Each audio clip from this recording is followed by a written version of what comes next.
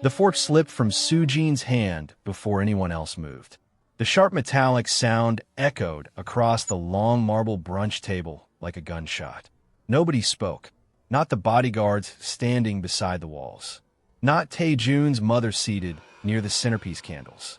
Not even Kang Tae-Joon himself, the most feared Mafia boss in Seoul. The man whose name alone made politicians nervous and rival gangs disappear overnight. Every eye slowly turned toward the little girl standing barefoot on her chair. 5-year-old Amara Kang smiled innocently, pancake syrup on her tiny fingers, completely unaware she had just destroyed 3 lives with a single sentence. Her small finger pointed directly at the diamond ring, sparkling on Soo-jin's hand. "Daddy bought Aunty Soo-jin that ring, Mommy." Silence. The room stopped breathing. Adaeze Okafor-Kang sat perfectly still beside her husband. Elegant, beautiful, unreadable. Only her eyes moved. Slowly. From Amara, to the ring, to Soo-jin, her best friend of 15 years. 15 years. 15 birthdays. 15 years of secrets, tears, laughter, heartbreaks, and trust. The same woman who once slept beside Adaeze in the hospital after her miscarriage. The same woman who held her while she cried herself to sleep. The same woman who promised, "No matter what happens, I'll always protect your family." And now that woman sat frozen across the table, wearing another woman's marriage on her finger. Amara smiled proudly again. "Daddy said it was a secret." Tae-Joon finally inhaled. A slow, dangerous breath. "Amara," he said quietly. Too quietly. The kind of voice that usually terrified grown men. But Amara only blinked innocently. "What?" she asked softly. "Daniel, no. Not Daniel. Tae-Joon Kang. A monster to the world. A husband to Adaeze. A father to Amara. And apparently, something else to Soo-jin." He loosened his ties slowly without looking at anyone. That tiny movement alone was enough to make the entire table nervous. Because everyone in Seoul knew one thing. When Kang Tae-Joon looked calm, someone was usually about to suffer. But today, for the first time in years, he looked trapped. If this story already has your heart racing, don't forget to like this video, subscribe, and comment below. What would you do if your child exposed your partner like this in front of everyone? Because what happened next was far worse. Soo-jin finally forced a weak smile. Amara misunderstood. She didn't. Adaeze's voice cut through the room softly. Not loud, not angry. Worse, controlled. Everybody looked at her immediately. Adaeze slowly reached for her coffee cup with steady fingers. But inside, her entire world was collapsing. Because this was not truly the beginning. No, the beginning happened months ago. Maybe even years ago. This was simply the moment the truth finally stepped into the light. Adaeze lifted her eyes back to Soo-jin's ring, and the pain that hit her chest nearly stopped her breathing. Because she recognized it instantly. She designed that ring herself. 2 years ago, late one night, while Tae-Joon worked in his office upstairs.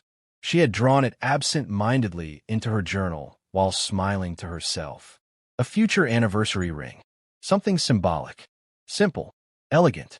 Tae-Joon had once seen the sketch accidentally and kissed her forehead.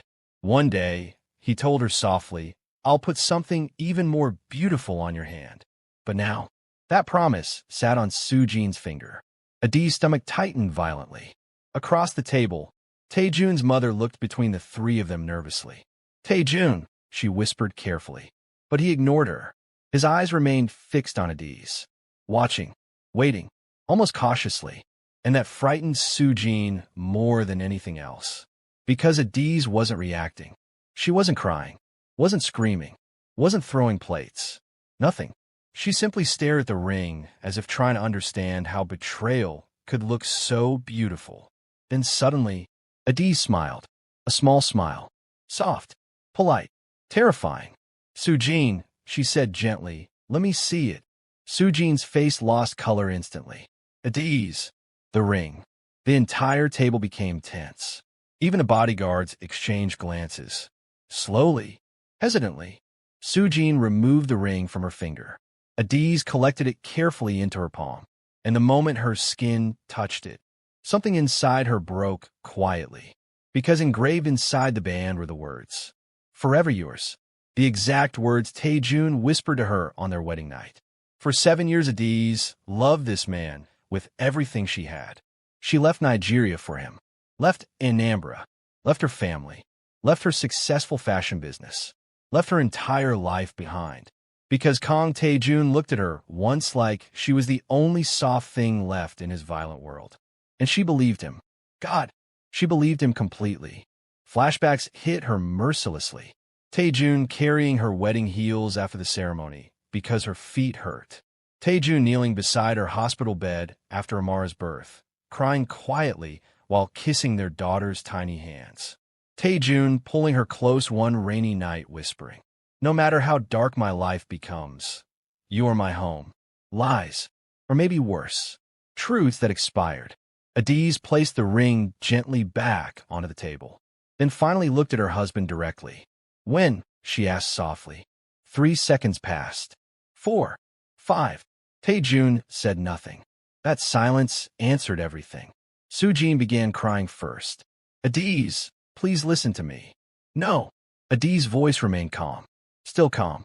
Too calm. "You don't get to cry first." That sentence sliced through Soo-jin like a knife. Because it was true. How dare she cry? How dare the woman who stole her husband sit there pretending pain? Amara looked confused now, tiny brows furrowing. "Mommy."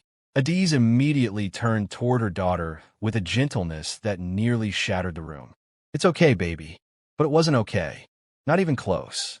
Tae-Joon suddenly stood from the table. The movement was slow, controlled, dangerous.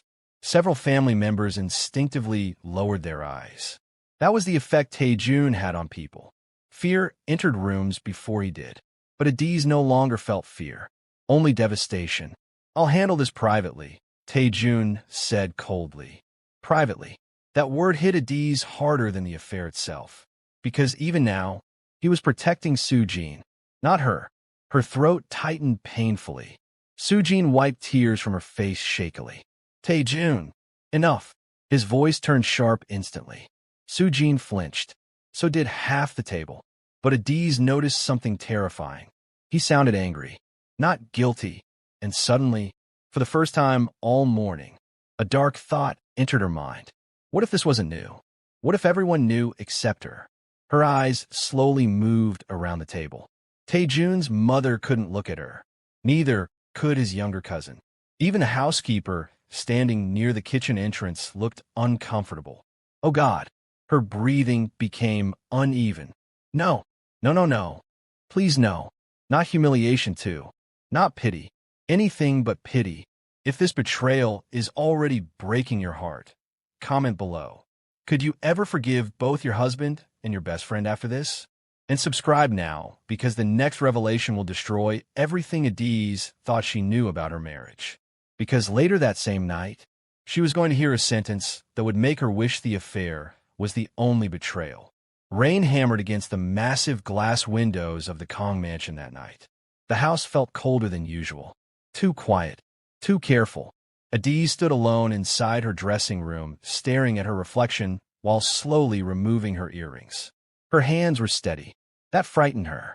Because a woman should not feel this calm after watching her marriage collapse at a brunch table. But shock had numbed her. Or maybe part of her had been preparing for this long before today. Behind her, the bedroom door opened softly. Tae-Joon entered without speaking. His dark suit jacket hung loosely over one shoulder, tie removed, sleeves folded to his elbows. To the outside world, Tae-Joon looked untouchable. But tonight, for the first time in years, he looked tired. Adaeze continued removing her jewelry silently. Neither spoke for several seconds. Then finally, "You embarrassed her today." The words escaped Tae-Joon before he could stop them. Adaeze froze. Slowly, very slowly, she turned toward him. "I embarrassed her." Even Tae-Joon realized too late how terrible that sounded. His jaw tightened immediately. "That's not what I meant." "No," Adaeze whispered. "That's exactly what you meant." The room became dangerously quiet. Outside, thunder rolled across the Seoul skyline. Tae-Joon exhaled slowly and stepped closer. "Adaeze, did you love her?" Direct. Sharp. No tears.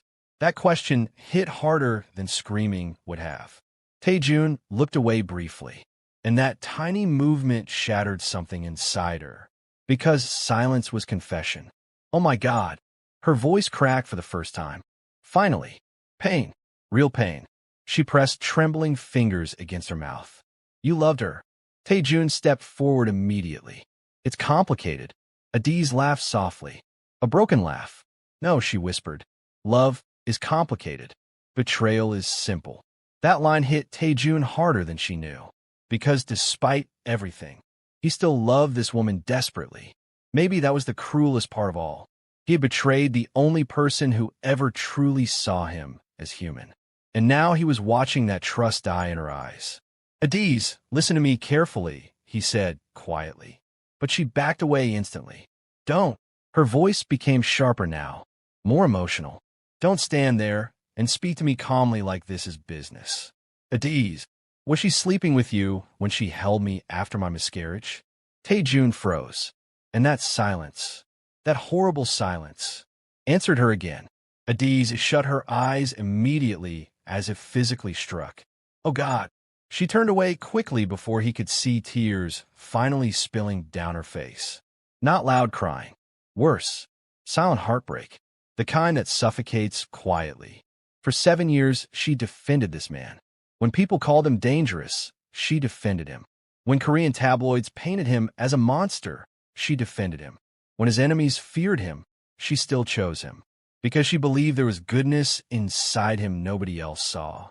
And now, she suddenly wondered if she had loved an illusion. Tae-Joon moved closer carefully. Adaeze. No. She wiped tears quickly. No, don't touch me right now. That stopped him immediately. Because for 7 years, Adaeze had always reached for him first. Always. After arguments. After stress. After nightmares. She was warmth. She was home. And now she looked at him like a stranger. The distance hit him harder than bullets ever could. Then suddenly, tiny footsteps. Amara appeared sleepily at the doorway, hugging her teddy bear. Mommy.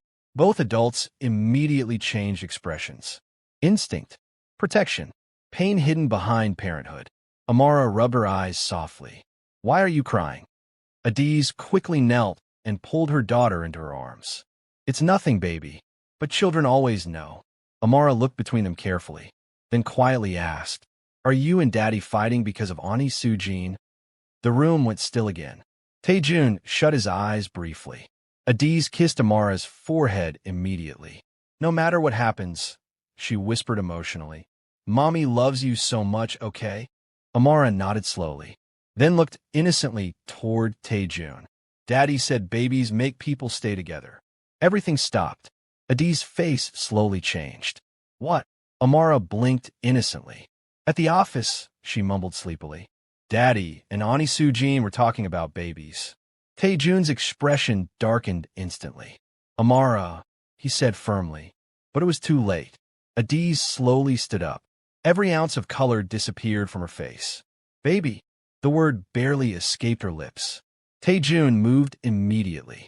Adaeze, listen to me. She's pregnant. Silence. That was all she needed. Her knees nearly gave out beneath her.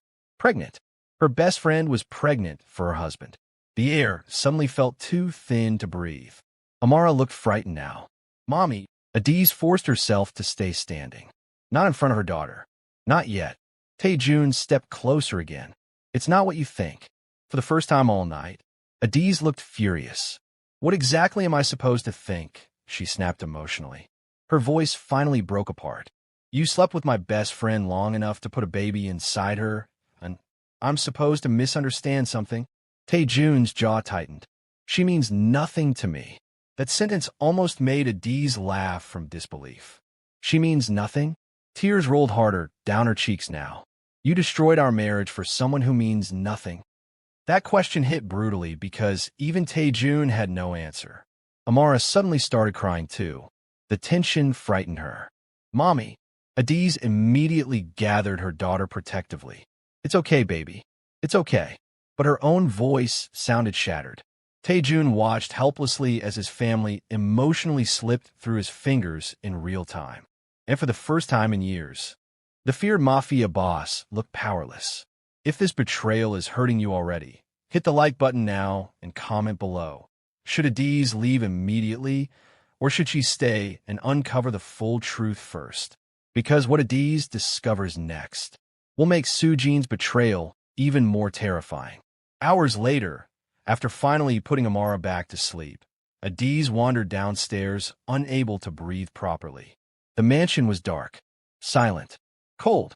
She passed the family portraits hanging along the hallway. Photos of smiles, vacations, anniversaries, lies framed in gold. Then suddenly, voices, low voices, from Tae-Joon's office. Adaeze stopped instantly. The door was slightly open, and Soojin was inside crying. "You promised me," Soojin whispered shakily. Adaeze's heart began pounding violently. Tae-Joon stood near the window with his back turned. "You need to calm down." "No," Soojin cried emotionally. "I'm carrying your child." Adaeze grabbed the wall for support. Her vision blurred instantly. Inside the office, Soojin continued crying. "You said once the timing was right, you'd finally leave her." Adaeze stopped breathing. "Leave her? Leave her?" Tae-Joon's voice suddenly turned dangerous. "Lower your voice. I'm tired of hiding." Soojin snapped emotionally. "Do you know how humiliating this is? Watching you sleep beside her every night while I carry your baby." Adaeze's chest tightened painfully. Every word felt like another knife. Then came the sentence that truly destroyed her. Soojin laughed bitterly through tears. "She trusted me more than anyone, and you still chose me." Adaeze shut her eyes instantly. That sentence broke something permanent inside her. Not because it was cruel, because it was true. Adaeze didn't remember walking back to her room. One moment she was outside Tae-Joon's office, struggling to breathe. The next she was standing alone in darkness, gripping the edge of the sink so tightly her fingers hurt. Her reflection stared back at her through the mirror. Broken, humiliated, stupid. For 15 years, she gave Soojin access to every vulnerable part of her life.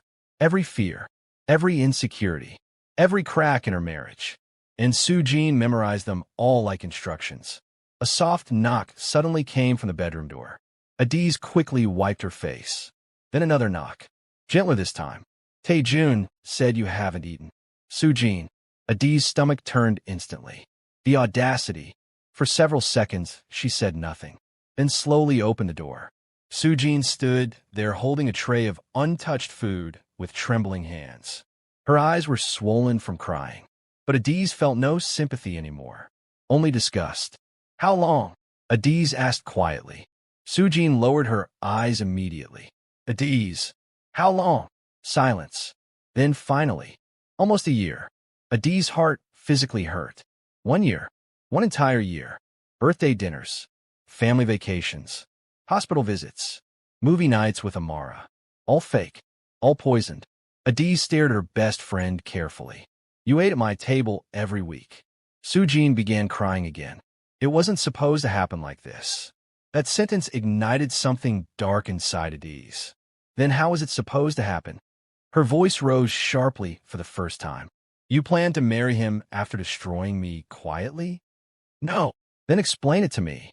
Soojin flinched. Adaeze stepped closer now, emotionally shaking. "You held my hand while sleeping with my husband." "Adaeze, please."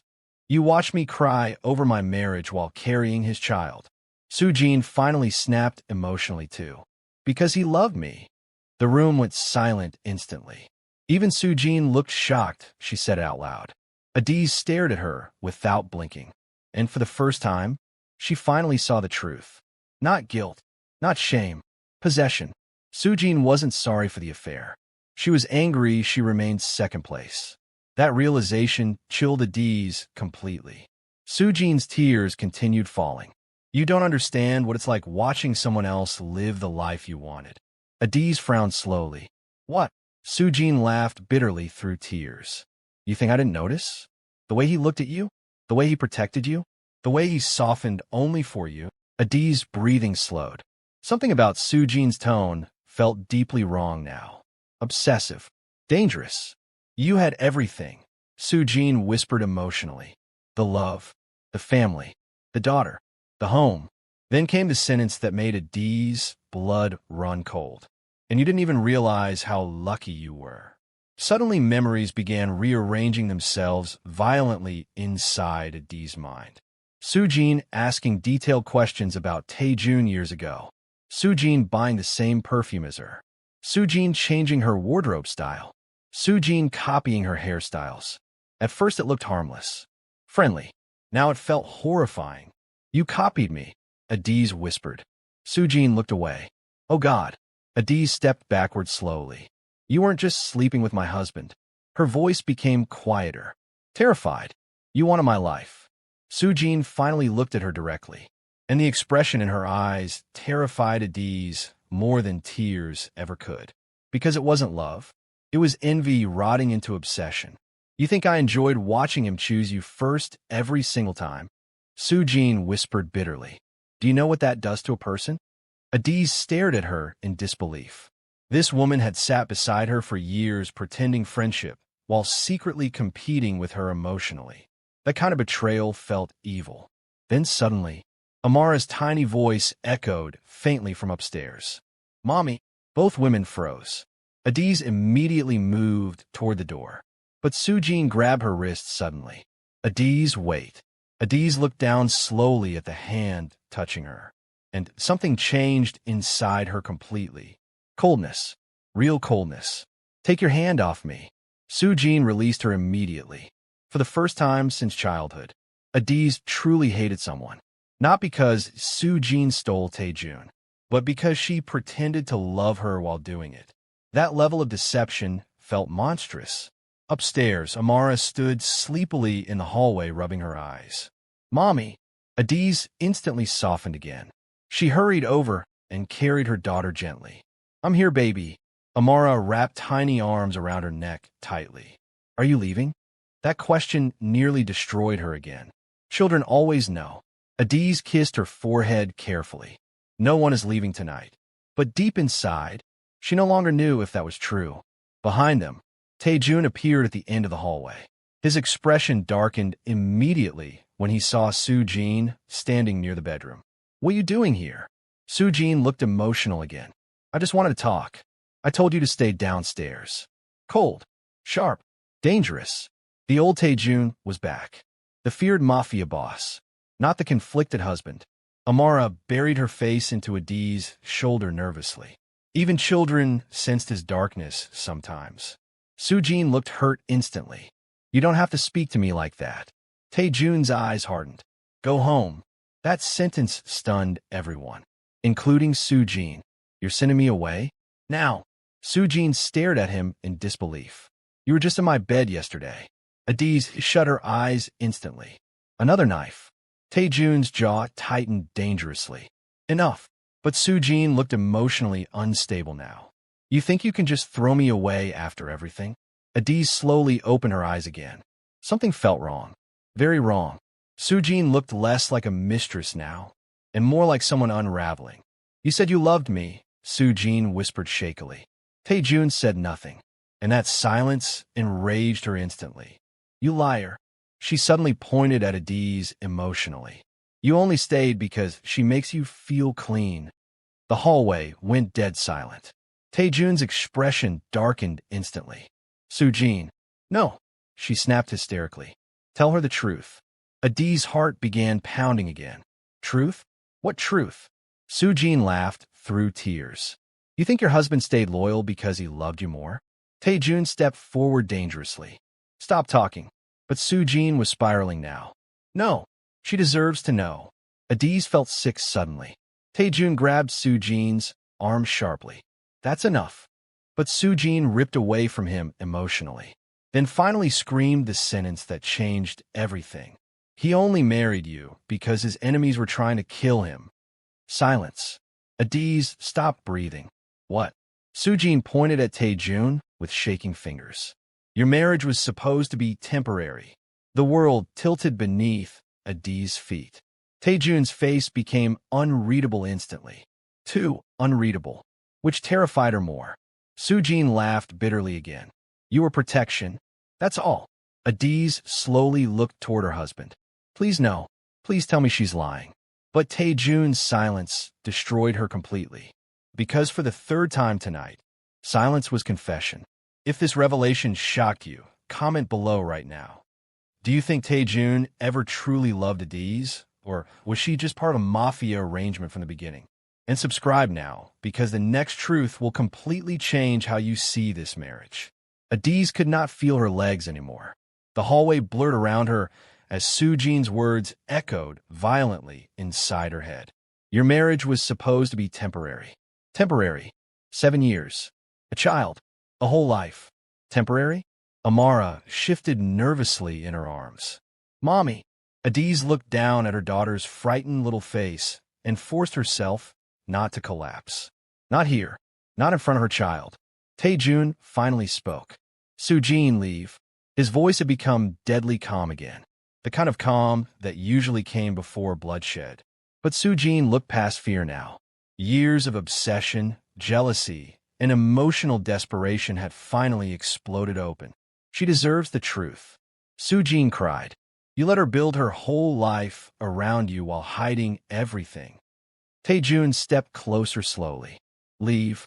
Now. For one terrifying second, Adaeze thought Soo-jin might refuse.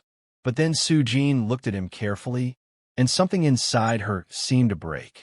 Not heartbreak. Realization. The realization that despite everything, despite the affair, despite the pregnancy, Tae-Joon was still looking at Adaeze. Not her. Never truly her. Soo-jin's eyes filled with fresh tears instantly. Then she laughed softly. A painful, bitter laugh. I destroyed my life for a man who still can't stop loving his wife. The silence afterward felt suffocating. Adaeze's chest tightened painfully. Because somehow, that hurt even more. Soo-jin slowly touched her stomach. The gesture was small, but devastating. I thought this baby would finally make you choose me. Tae-Joon's expression darkened immediately. Soo-jin.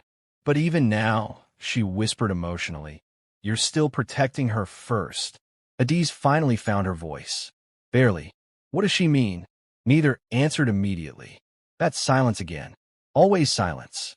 Adaeze looked directly at Tae-Joon now, and for the first time in 7 years. There was fear in his eyes. Not fear of enemies.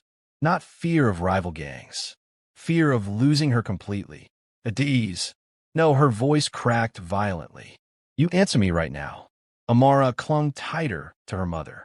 Tae-Joon looked toward his daughter first, then quietly said, Put Amara to bed. Adaeze stared at him in disbelief. No, Adaeze. No, she shouted emotionally. Her voice echoed through the hallway. Even the bodyguards downstairs became still. You don't get to control this conversation anymore. That hit him hard, because she was right. 4 years Tae-Joon controlled everything.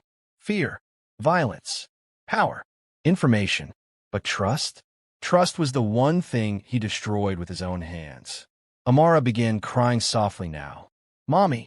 Adaeze immediately kissed her forehead. It's okay, baby. Mommy's here. Tae-Joon watched them painfully. That sight used to be his peace. Now it felt like punishment. Finally, slowly, he spoke.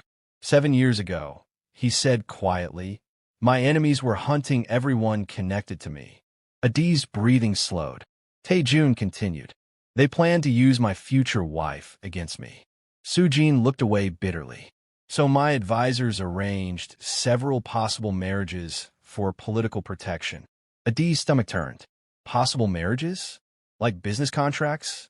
Then Tae-Joon looked directly at her. But then I met you. Silence.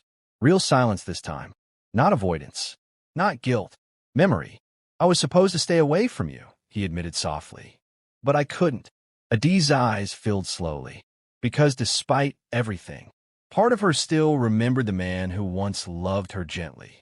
Tae-Joon stepped closer carefully. When I married you, it started as protection. That sentence stabbed her deeply. But then, it stopped being fake long before our wedding. Adaeze's tears fell harder instantly. Oh God, that made this worse. Because if he truly loved her, then why destroy her like this? She whispered the question aloud. Then why? Tae-Joon shut his eyes briefly. For several seconds, he said nothing. Then finally, Because I got weak. Weak. Such a strange word coming from a feared mafia boss. He looked towards Soo-jin briefly. She entered my life when everything between us became difficult. Adaeze's chest tightened painfully. Tae-Joon continued quietly. After your miscarriage, you changed.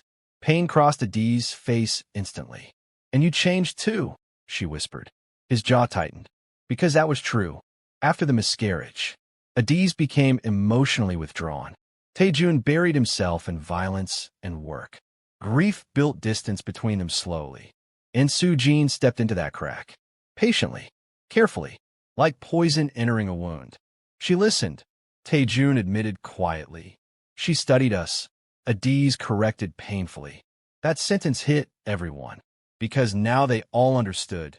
Soo-jin didn't accidentally fall into the marriage. She inserted herself into it. Soo-jin suddenly laughed through tears again. You make me sound evil. Adaeze slowly looked at her former best friend. You slept with your pregnant best friend's husband. Soo-jin flinched. You watched me mourn my miscarriage while pretending to comfort me. Another flinch. You let my daughter call you family while carrying secrets under my roof. Soo-jin's tears fell harder now. But Adaeze felt nothing anymore. Only exhaustion. Then suddenly, Amara spoke softly through tears. Aunty Soo-jin. Everyone turned. The little girl looked confused. Why were you kissing Daddy if Mommy is his wife? Nobody answered. Because there was no answer innocent enough for a child. And somehow, that simple question destroyed the room more than all the screaming. Soo-jin finally broke completely. Real crying now. Ugly crying. Regret finally arriving too late. I loved him, she whispered emotionally. Adaeze looked at her carefully. No, she said quietly. You wanted to win. That line silenced Soo-jin completely. Because deep down, she knew it was true. This stopped being about love a long time ago. It became obsession, competition, envy. She didn't just want Tae-Joon. She wanted Adaeze to lose. And now everyone was destroyed. If your heart is breaking for Adaeze right now, make sure you subscribe, like this video, and comment below. Should there be a part 2? Because what Adaeze does next changes everything. Slowly, carefully, Adaeze removed her wedding ring. The same ring Tae-Joon placed on her finger 7 years ago while promising forever. The same ring she protected through every hardship. She stared at it for several seconds, then placed it gently on the hallway table. Tae-Joon's face changed instantly. Real panic. Adaeze. But she stepped back. No screaming. No revenge. That was what made it devastating. I would have fought the whole world beside you, she whispered emotionally. Tae-Joon looked shattered. You should have trusted me enough to let me. Silence. Tears rolled down his face for the first time all night. Not loud. Not dramatic. Just silent regret. Too late. Adaeze adjusted Amara carefully in her arms, then walked past him. Tae-Joon grabbed her wrist gently. Not forcefully. Almost desperately. Please. One word. Broken. But Adaeze slowly pulled away. And that tiny movement destroyed him more than bullets ever could. Because Kang Tae-Joon suddenly realized something terrifying. The woman who loved him unconditionally had finally stopped reaching for him. Minutes later, rain poured heavily outside the mansion gates. A black SUV waited silently. Several men in dark suits stood respectfully nearby. One of them immediately opened the car door for Adaeze, then bowed slightly.